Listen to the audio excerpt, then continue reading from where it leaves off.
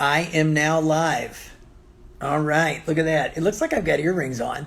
Okay, first thing I want to point out is this dope-ass Kings of Leon shirt that I just got last night at the Kings of Leon concert. Where else?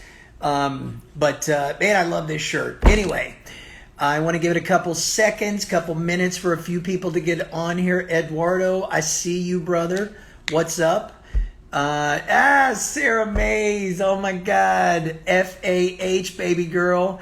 All right. Hey, there's Jean. Hello. I will wave at all of you. Look at that. I'm ushered into the 21st century. Listen, here's what I want to talk about. I never know how these things are going to come out, but today a memory came up on Facebook. God bless Facebook. But a memory came up and it dawned on me, which I didn't realize. It was exactly a year ago today that I launched my memoir, Patchwork Junkie. It just sent, like, it's like, oh my God, it's been a whole year. And then I started to reflect on, thank you, man. Hello, I love your book. I love hearing that stuff. Anyway, I started to think about, the process of getting this book out and how scary it was and how difficult it was. And a year ago, how much doubt and insecurity and fear that was all wrapped up inside this book launch. And then I go back a little bit further and I think about that moment when I first decided that I was going to take this guarded part of my history, this stain, this scarlet letter that I had been carrying around that had been so heavy and so burdensome on my life, and I was going to release it out into the world. And I cannot begin to tell everybody that's hearing this now and anybody that hears this later on a replay, I cannot begin to tell you how much fear came along with releasing this story. There was definitely excitement, right? There was definitely, hey, Carrie, how are you? There was definitely excitement and anticipation and all of those things. But when I first sat down to write this thing, I was like, finally, I'm going to get this off my chest. I'm going to quit being scared about it. I'm going to get rid of this dark cloud that's been looming over my life for years and years and years and years. And I was going to take my life back. And I'm going to tell you, that's empowering, that's inspiring, that's galvanizing, and that's awesome. But then you start to write the book and you're like, whoa, holy shit, am I going to say that? Whoa, am I going to be that honest? Whoa. Let's temper this thing. I kind of look like a piece. But then I made the decision, the very difficult, soul-searching decision, to make sure that if I'm going to put a memoir out, if this thing is supposed to represent me taking my life back, if it's supposed to represent this powerful leap back into me taking my truth and my power and my life and all of those things back into ownership, then by God, I can't hide anything. I'm not going to have one more thing out there that I haven't said that I've got to be worried that somebody's going to find out about. So I chose to make this thing honest, real, and anything that scared the shit out of me, I told myself that definitely has to go into the book. Now fast forward to the launch a year ago. A lot of friends came out, man, and I will tell you, I felt the love. I felt the support. I felt all these people that stood behind me all these years without me even knowing it. And I started to think to myself, but they haven't read the book yet.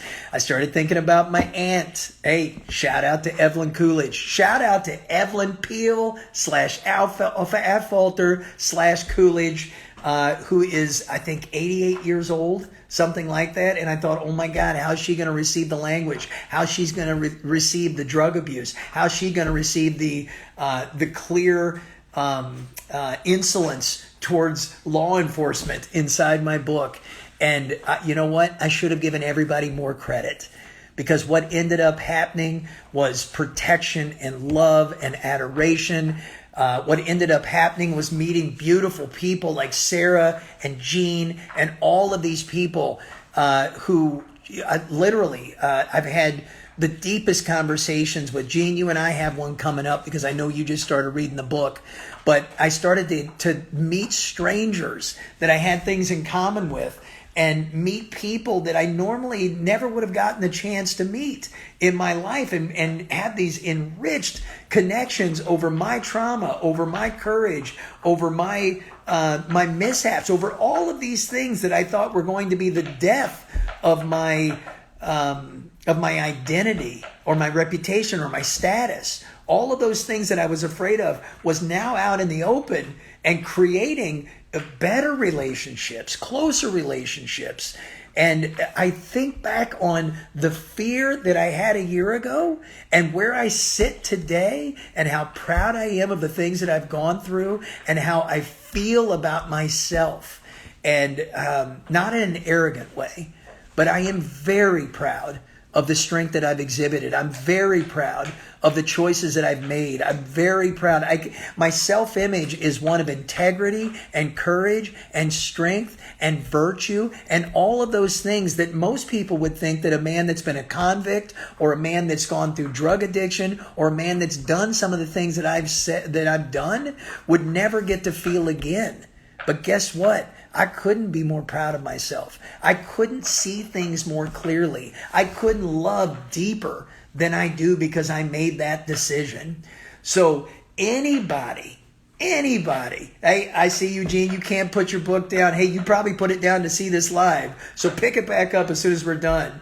And Stephanie Wiley, not Wiley, Willie, I'm going to get that right. I can't wait to hear what you think about this book too. So let me go back to this. Anybody, I don't care if it's your story, I don't care if it's your book, I don't care if it's whatever it is. If there's something that you are agonizing over, if there's something that you are debating on whether or not you should put it out, if there's something that scares the shit out of you, but you know that if you get on the other side of it, there's going to be healing, there's going to be a better shot at knowing yourself, there's going to be a better shot at becoming complete, damn it, do it. Let me, at least me, be the inspiration for that thing, for that stepping off the ledge, because I cannot tell you enough. There's nothing to lose. There's nothing to lose. When I think back on when I stood on the ledge and thought about telling the world my story and how scared I was, I look at it now in hindsight and I think to myself, if I would have told everybody and they would have abandoned me, which is never going to happen, right? That wasn't even on the table.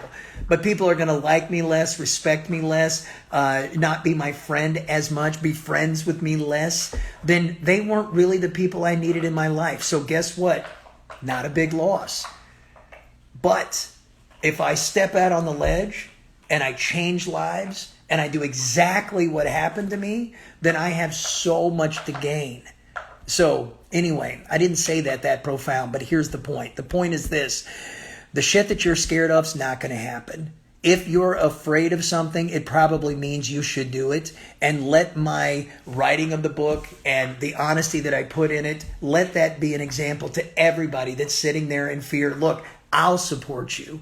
I don't give a shit what you've done. I don't care how heinous. I don't care how many hearts you broke. I don't care how many lives you think you've ruined. I'll forgive you. I'll understand it. I'll see the magic inside of it all. And if nobody else on the planet is going to support it, I'll do it. You know why? Because I know what it's like to be in your shoes. I know what it's like to be scared to death. I know what it's like to be afraid to be yourself and living in a stupid small box and shrinking to make everybody else happy, or believing that if you don't live that way, then you're never going to be liked or loved or respected or any of that shit. I know what it's like. So what my life represents right now is I don't think anybody should have to live that way. And if it starts with you, a nameless, faceless person on the other side of this recording, wanting to have at least one person that's going to support you, if that's where my new life starts, well, then let's begin there, okay? Because I'm your guy. Reach out to me, DM me, email me. I don't care. Tell me your story. Tell me what you struggle with. I'm one of those people that really, really gives a shit. I've got an incredible dose of give a shit just because of all the tragedy and mistakes and sins and inequities and bullshit that I've been through in my life. It's given me compassion and love and understanding in spades. And man, if you guys don't reach out to me and let me get some of this out of my chest, I will blow the F up. So it is your responsibility to help me.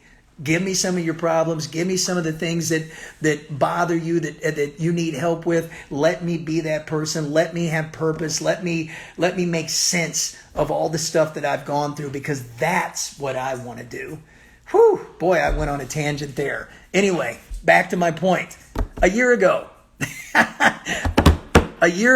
I released my book.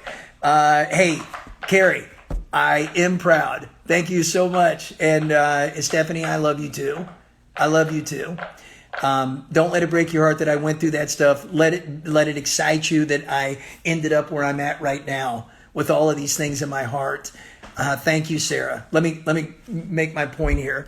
A year ago, I put this book out. A year ago, I had no idea where it was going to go. A year ago, I thought that this was going to be the death of everything that I ever knew. And guess what? It kind of was. It was the release of all the things that I didn't need.